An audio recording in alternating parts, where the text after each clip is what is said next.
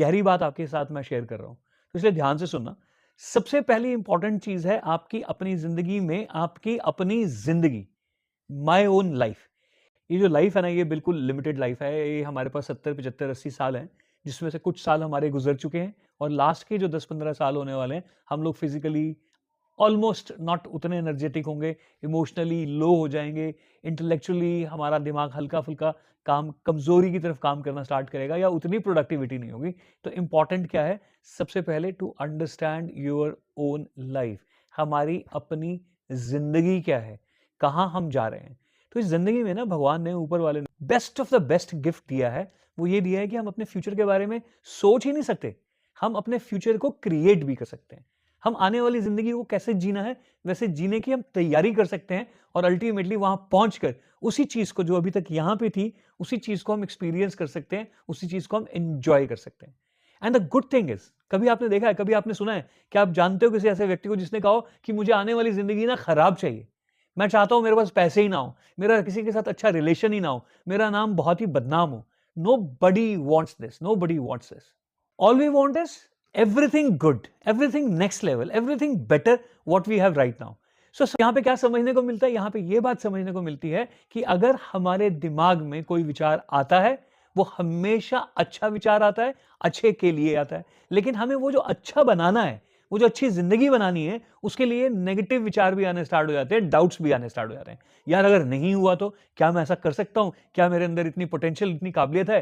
तो वहां पे आपको डाउट्स आने स्टार्ट होते हैं। तो उस डाउट्स से साइड में रख के अगर आप अपनी जिंदगी को सिर्फ फोकस करेंगे कि कैसी जिंदगी चाहिए, उसके लिए मुझे क्या क्या करना है, उस पर आप काम करेंगे, तो आपके रिजल्ट्स बेटर होने के चांसेस बहुत बढ़ जाएंगे। तो इसलिए डाउट शब्द में जैसे बी होने का डाउट होता है, इस डाउट को अपनी जिंदगी से निकाल के बाहर फेंक दो। आएगा, doubt is a very good thing. अगर आपका एटीट्यूड पॉजिटिव है, माइंडसेट पॉजिटिव है ना, तो जैसे ही कोई डाउट आपके जहन में आएगा, आपके दिमाग में आएगा ना, तो अक्लमंद पॉजिटिव आदमी क्या करेगा? उस डाउट को किल करने की कोशिश करेगा, उसको खत्म करने की कोशिश करेगा, मतलब उसके अगेंस्ट एक और अच्छी तैयारी करेगा। आपको डाउट आता है कि यार लोग मेरा साथ नहीं देंगे, तो पॉजिटिव माइंडसेट क्या करेगा? पॉजिटिव माइंडसेट बनाएगा कि लोग मेरा साथ क्यों नहीं देंगे? क्या मेरी नेचर अच्छी नहीं है? क्या मेरी बातचीत ठीक नहीं है? क्या मेरे अंदर के जो कैरेक्टर्स हैं, जो चरित्र है मेरा, वो एक्सेप्टेबल नहीं है? अगर हाँ, तो मैं उस पे काम करना शुरू करूंगा। जब आप उस पे काम करेंगे, तो वो वाला डाउट नहीं आएगा। So you have to kill the doubts by preparing better. Doubts तो 100% आएंगे, इसमें कोई दो राय नहीं है, बच ही नहीं सकता कोई भी आदमी। But the moment you kill the doubts by preparing yourself better, you are a winner. तो इसके ऊपर ना एक छोटी-सी मैं आपको बात समझाता हूँ, बहुत ही गहरी, बहुत ही खूबसूरत। वो ये कि भगवान बुद्ध का नाम आपने सुना होगा ना, भगवान बुद्ध को आप जानते तो नहीं कहूँगा, बट भगवान बुद्ध के बारे में आपको मालूम है या आप जानते हो। तो भगवान बुद्ध एक राजकुमार थे, एंड यू कैन इमेजिन एक राजकुमार क्या होता है। उसके इशारे पे चीज़ें चलती हैं। वो एक नवजात बच्चे के पिता भी थे, एक पति भी थे और एक पुत्र भी थे। लेकिन वो सब कुछ छोड़कर निकल गए, किसी चीज़ की तलाश में जो उनको खुद को नहीं मालूम है कि उनको क्या चाहिए। अब उनकी जर्नी को हम आज बात कर रहे हैं तो हमें लग रहा है कि ठीक है यार, वो घर से निकले और बुद्ध हो गए। क्या उनके जीवन में डाउट्स नहीं आए होंगे?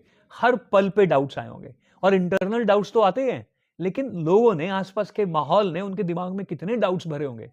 तू तो राजकुमार है, तुझे ये सब करने की क्या जरूरत पड़ी है? तू जो कर रहा है वो गलत है। तू एक पिता है, तेरे घर में अभी छोटा सा बच्चा पैदा हुआ है, तू छोड़ के भाग रहा है।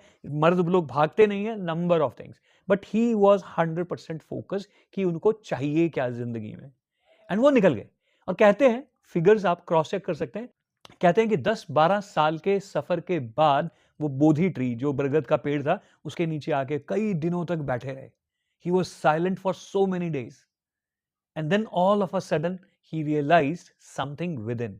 और जब उनको रियलाइजेशन हुई ना, आपको इमेजिन करना होगा, भगवान बुद्ध 10-12 साल के सफर के बाद एक जगह कुछ महीनों से शांति से बरगद के पेड़ के नीचे बैठे हैं, जिसको आज हम बोधि ट्री बोलते हैं, आराम से नीचे बैठे हैं। And all of a sudden उनको रियलाइज होता है कि वो जो ढूंढ रहे थे वो उनको मिल गया।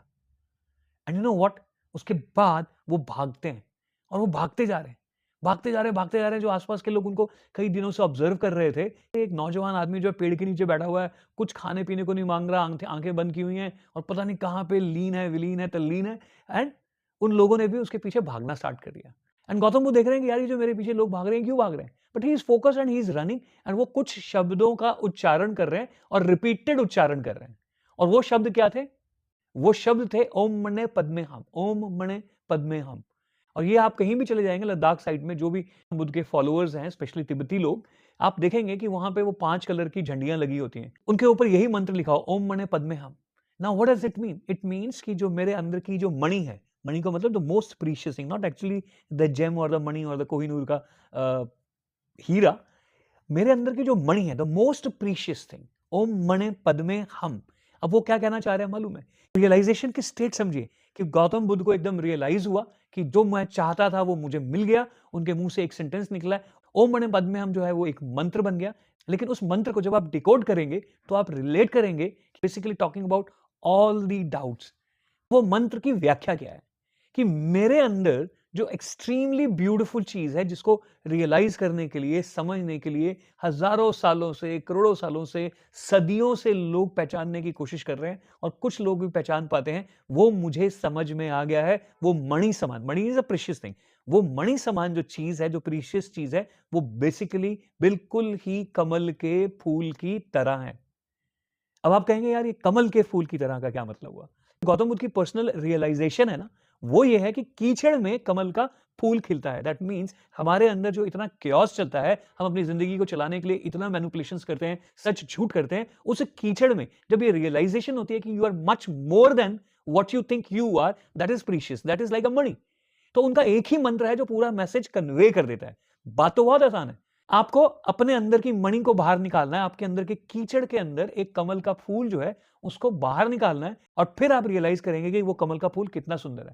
कमल के फूल से हम क्या मैसेज लेते हैं कि भाई कीचड़ में ही कमल खिलता है, गंध में ही कमल खिलता है। भगवान बुद्ध की जो सेल्फ रियलाइजेशन थी ना, इस केओस में, इस मैनिपुलेटिव बिहेवियर में, इस गंध के अंदर जो मणि छुपी हुई है उसको बाहर निकालने के लिए you have to go through a process, and that process is 100% painful, 100% full of doubts. But once you are able to emerge out of that chaos, you will blossom like a flower, you will blossom like lotus, you will blossom like कमल का फूल। उस filth में से, उस chaos में से, उस doubt भरी जिंदगी में से अपने आप को जब आप बाहर निकाल लोगे ना, तो you are just like lotus, you are just like कमल का फूल।